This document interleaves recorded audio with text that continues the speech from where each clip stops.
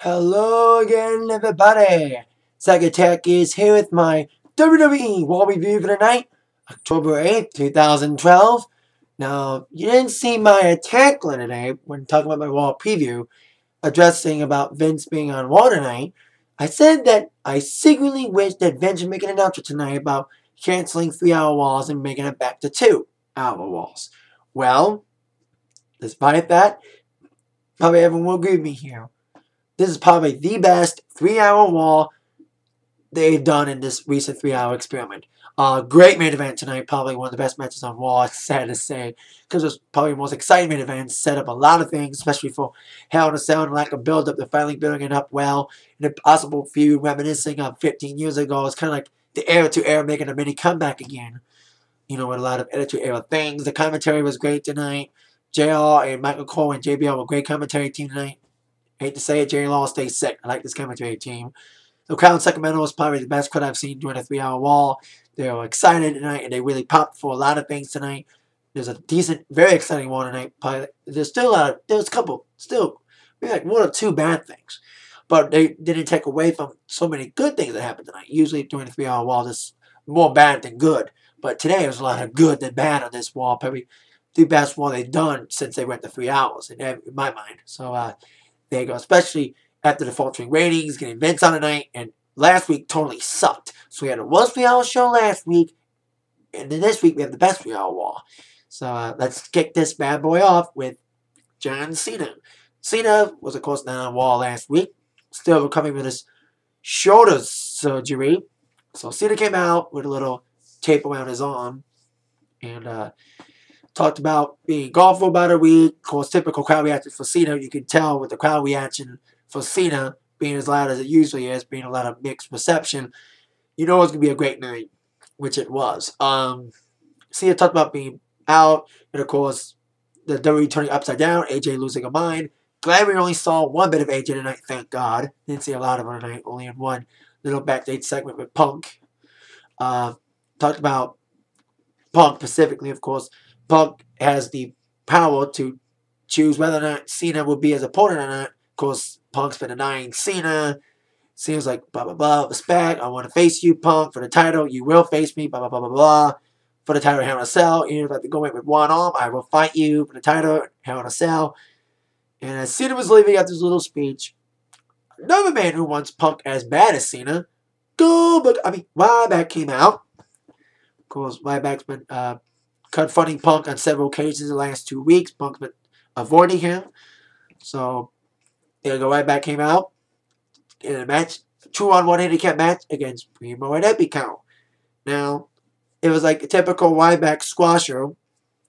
But, Ryback usually destroys people. Now it's like the opponents get some offense in. As you've been seeing, like everybody against Ryback had some offense going in. Like Primo and Epico worked very well in this handicap match. Had some good offense. They had the big man working to get the victory, which, of course, happened.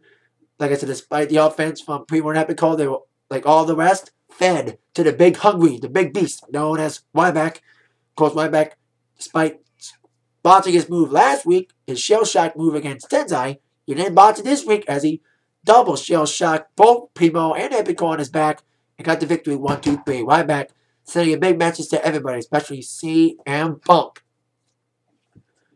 Now on to, we're not a match, more like a segment, or as I call it, a segue to Vince McMahon coming up.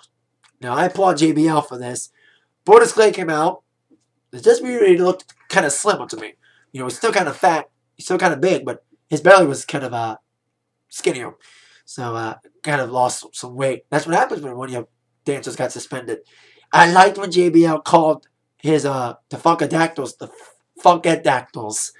The Funkettes. If you didn't see my Raw review back in January when Brodus Clay debuted, I mentioned that he kind of ripped off Flash Funk for a minute with his Funkadactyls, aka his Funkettes. So I'm glad that JBL, despite the audience being younger than the age of 10, probably younger than the age of 15, but little under the age of 30, the main audience now is all kids. Even though kids won't get that phrase from JBL, I applaud JBL for mentioning the Funkettes tonight, like I did when I saw Brodus Clay for the first time when he debuted his Funkadactyl gimmick, the Flash Funk gimmick as I called it back in January. Supporters came out apparently to fight R-Truth, but it was more than a segue to get Vince to come out. So they did a little fucking dance. That's what they did. But the stupid little Jimmy thing.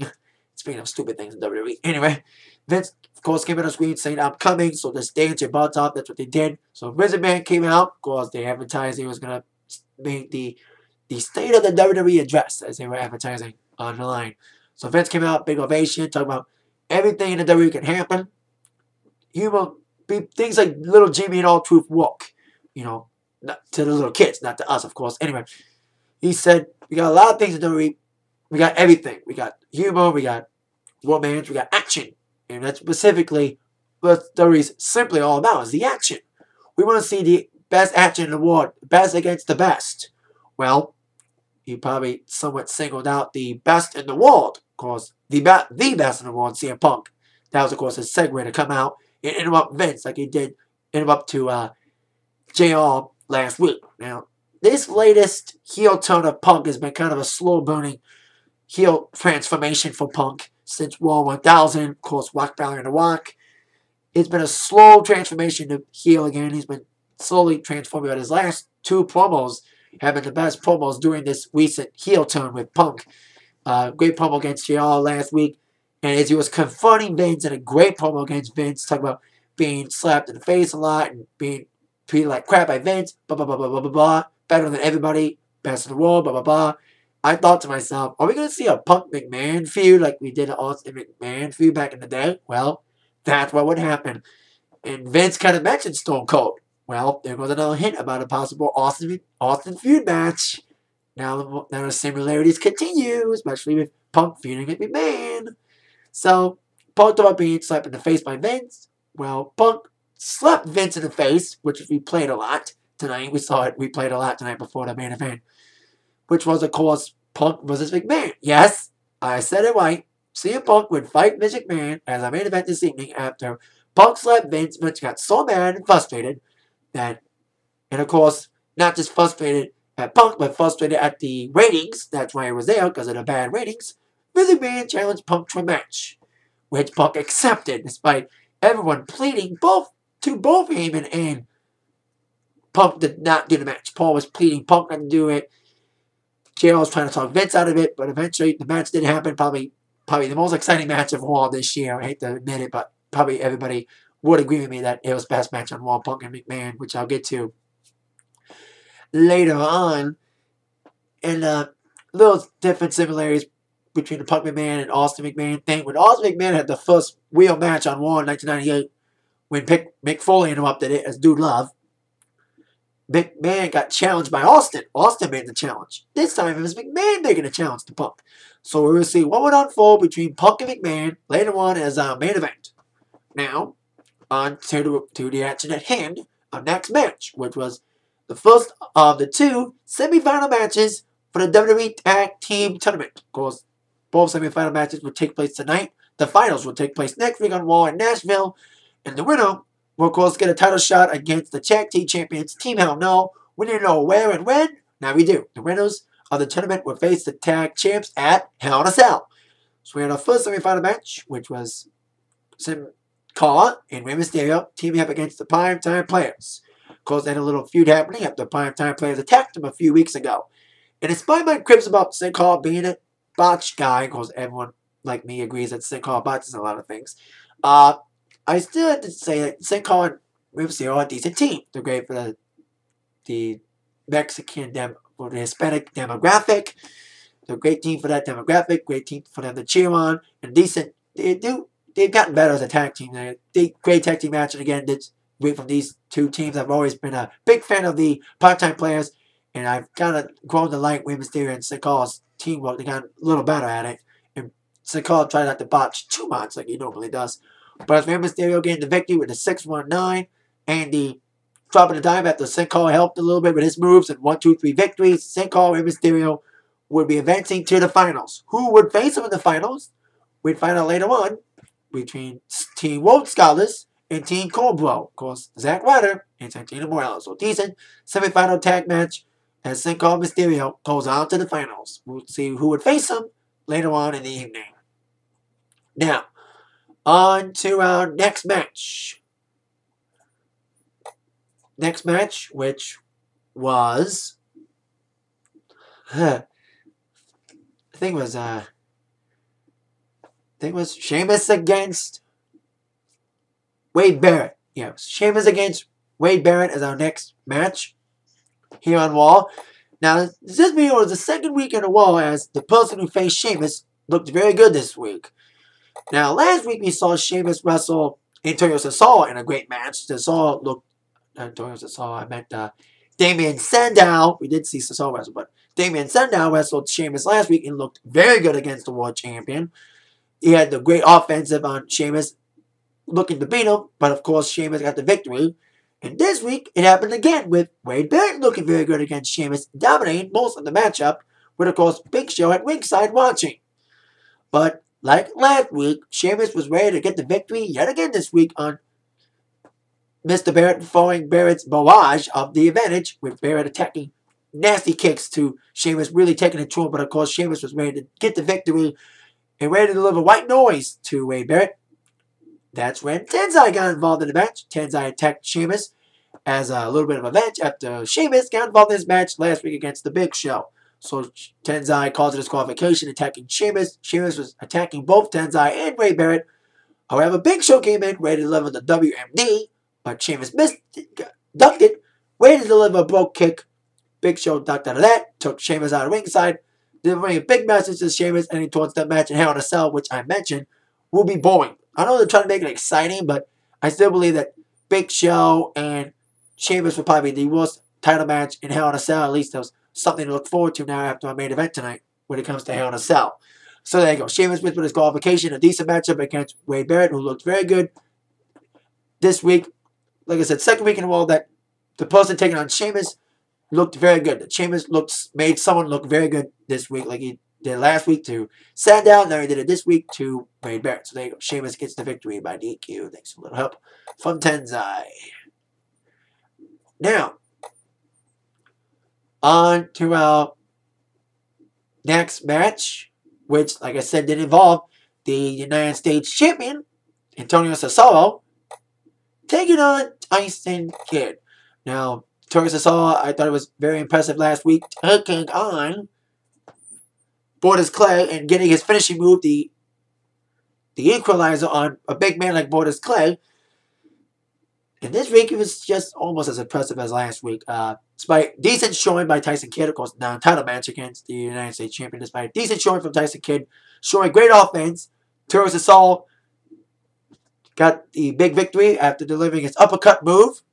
He, of course, delivered his equalizer move on Tyson Kidd and got the victory. Apparently dumped Oksana. I don't watch SmackDown. I thought Oksana was on vacation for a week or something. But apparently Cesaro dumped Oksana. So there you go. Antonio Cesaro gets the victory over Tyson Kidd in an okay matchup, of course, being non-title match. So there you go. Cesaro looked decent tonight against Tyson. I used to hate Cesaro, now I kind of like him. His athleticism, his character's big dick. So there you go. He's a decent hero to love to hate for sure. Indeed.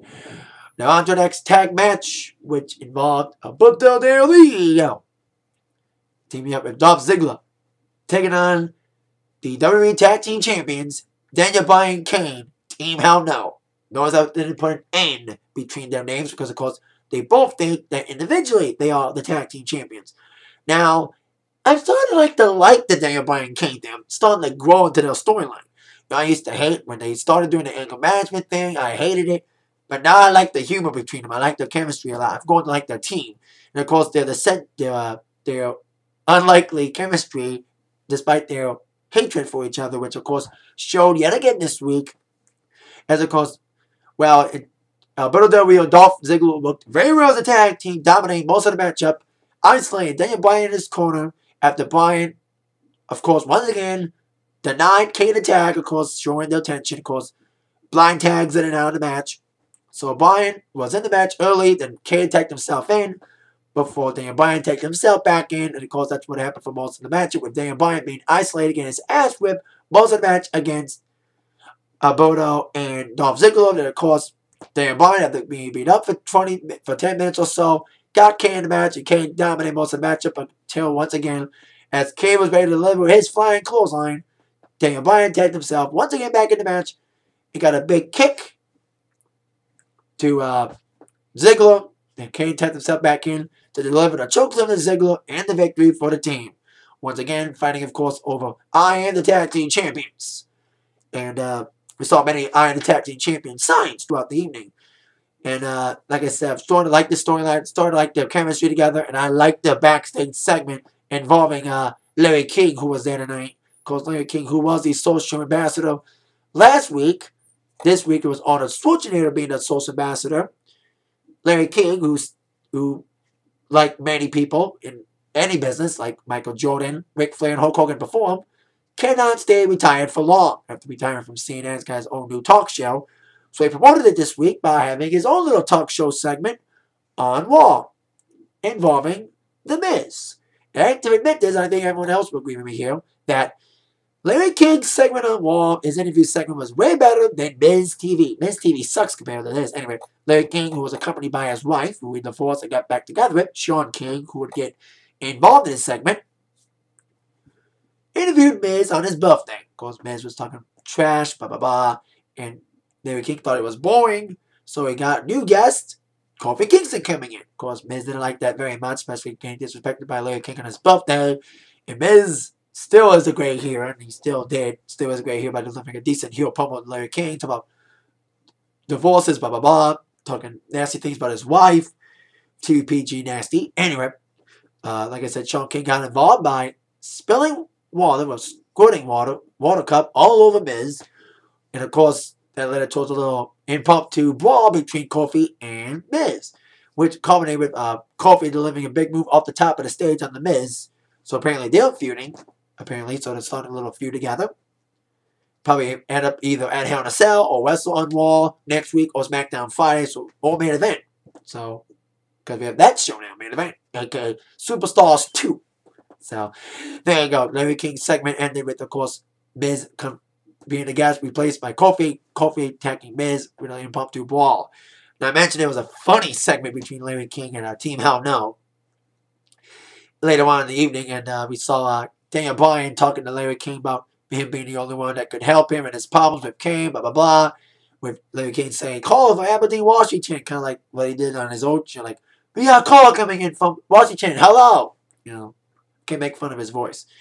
Anyway, Daniel Bryan said Larry King is the only one that can help about Kane problems, and of course, Kane came in, scaring him away, apparently, talking about, you know, I'm the tag team champions, blah, blah, blah, blah, blah, blah, blah, blah, blah, blah, blah. And Kane and Daniel Bryan looked at each other after, and Kane was told by Daniel Bryan after looking for Larry King. Daniel Bryan said, you scared off Larry King and his wife. Kane said, that was Larry King? I thought that was Skeletor. That was kind of funny.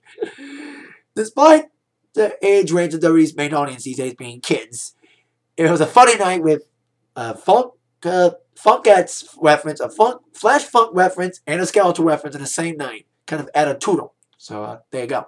Funny segment involving Kane and Daniel Bryan, which I'm starting to like the chemistry. Now, on to our next match, which was the tag team title tournament semifinal. The other semifinal, of course, we saw, of course, same color, and Rey Mysterio advancing to the finals, defeating the primetime players. Now we would see who would face them in the finals as Team World Scholars. Cody Rhodes and his partner, Damien Sandow, who of course looked very good against Sheamus last week, despite losing, took on Team Cobra, my man, woo, you know it, Zack Ryder, teaming up with Santino.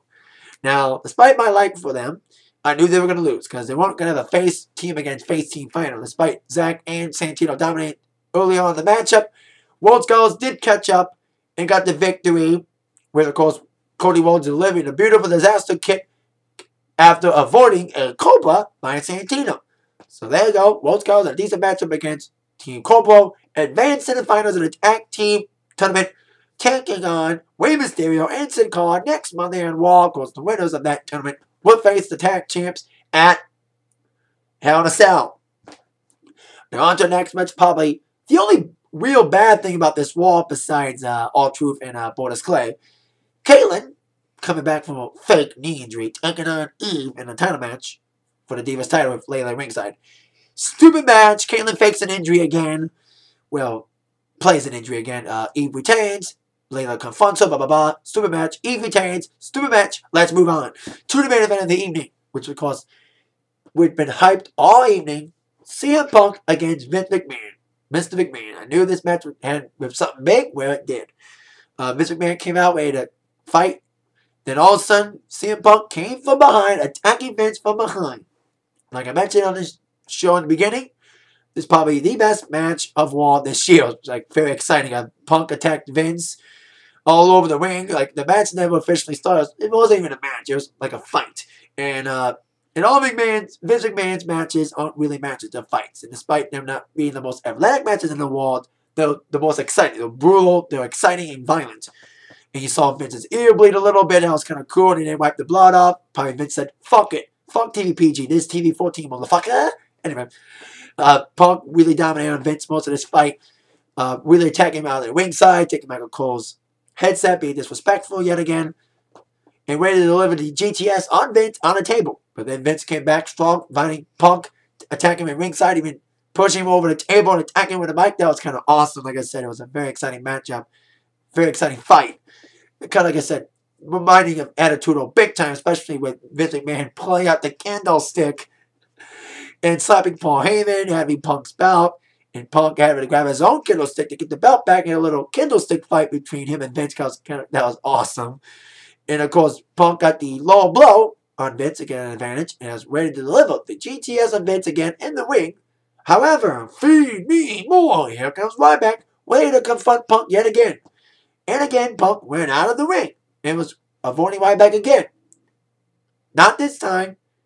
Punk got pushed back in the ring by John Cena, who ran into a clothesline for Ryback, with the crowd going nuts, chanting, "This is awesome." And Ryback was ready to deliver the shell shock on Punk, but Punk went out of the ring and ran out of the arena through the crowd. And I'm not the only one who saw this. He apparently attacked the fan while running out of the ring. So, playing heel big time by attacking the fan while we elbowed him. See if they get sued for that, especially with the whole Living Man campaign going on. Anyway, after we see Punk attack a fan while running out of the arena, that was kind of funny. Vince said, "Punk, you've been denying to fight Cena? Well, the decision for you to fight someone at Hell in a Cell just got harder. Make a decision next week, Punk. Face Cena or Ryback at Hell in a Cell. If you don't make the decision, I'll make it for you." So not only do we have the seeds being planted for a more extensive McMahon-Punk feud after starting slowly last year, after, of course, Punk walking out last year, then coming back. Now we see, of course, the Hell in a Cell main event for the WWE title finally being fixed, as Punk has got to choose between Cena or Ryback next week, or Vince will apparently make it for him. So there you go. So great main event, exciting main event, very attitudinal. By the way, before I go, forgot to mention one thing about the Santino Marella Zack Ryder match. Santino got attacked yet again after the match, after losing, by the Job Squad, aka Team Jabbo, Jinder Mahal, Drew McIntyre, and the one-man band, Heath Slater, attacking Santino again like they did last week. So we got this Job Squad kind of founding. So we got, like I said, attitudinal things with Job Squad founding, sick of being Jabbos, blah, blah, blah, blah, blah. And of course, McMahon-Punk feud, great matchup, exciting, like I said, kind of like an mini attitude comeback tonight, with of course a lot of pop culture sayings, despite the kids going over the kids' heads, being the main audience. So let McMahon, take your campaign and shove it, bitch. TV 14's coming back, slowly but surely. TV PG's going down the drain, especially what we saw tonight in a great main event between Punk and McMahon.